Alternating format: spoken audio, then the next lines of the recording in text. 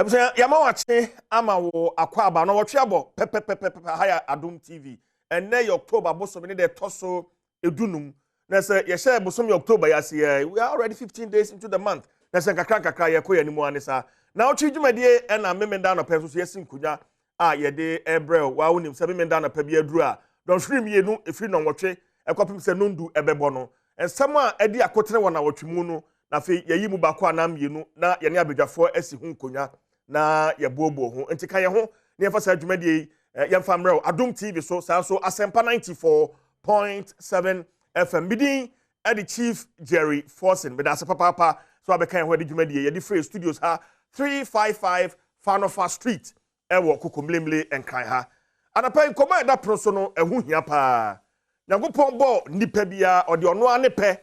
e de ema no epa ahodo no epa otimi ade som eka ho your right to worship eka ho papa enti ye Ghana ha no ma ye wo asom ahodo bebre ene wo Ghana ha ye wo Christosom ye wo Islam ye wo traditional religion ye wo Rastafarian ye wo Hindu ye wo Buddhism ene asom bi eka ho sa asom nyina no se me ka ne pa ye wo ne papa wo ho womo esum osom ne kan ti ye hwe Christosom a ye wo womo a womo from ho asofo a womo ye kan asofo kan ye hwe Islam som so a ye womo ye Islam som no womo ye malam so womo ye kan womo ye sheikhs ni ade a womo sua ade a womo so womo som no e kan mu ene ye womo so a womo fa kwan bone so edibu omanfo and it goes and it cuts across all the religious bodies na ye hwe anapai se emredu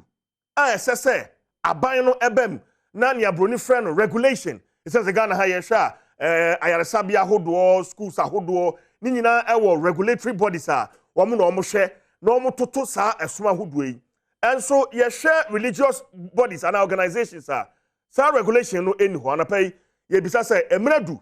se aban no ede nhihye eba efa kwan a obia ebefa so aye ne som se wo ye kristoni se wo ye muslimini se wo ye traditionalist se wo ye Hindu se wo ye Rastafarian ni nyina no aban no emfa nhihye emra na yemfa entoto sa ne yemen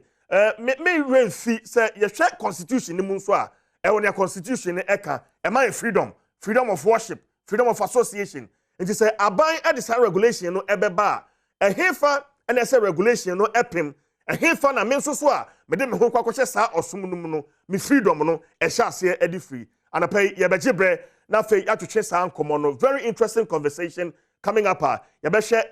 several perspectives na fe ye de nkomo no ye de abrel eno dan hyen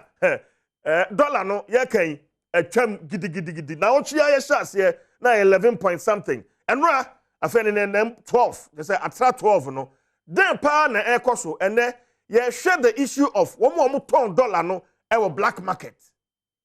so bo no ye ka bia no a ye de so bo no bo omo ton dollar no wo black market say ye omo e no ma dollar no ekosoro sa etu mrika se etu no anapa ye bisa se ye no kwesa anamo be na sa ban tu fa ho se na be ya dollar ya atin kense ya e ma ye nyina ye ho papa yin e betimi ato ne bo ase na city no so etimi ahome medini bi o the Chief Jerry Forson. Stay with us on Facebook Adom TV live on Facebook for comment eto ho ananso so asempa 94.7 FM enso so e wo Facebook na ye fa dwumadie no ye fa emro my production team solid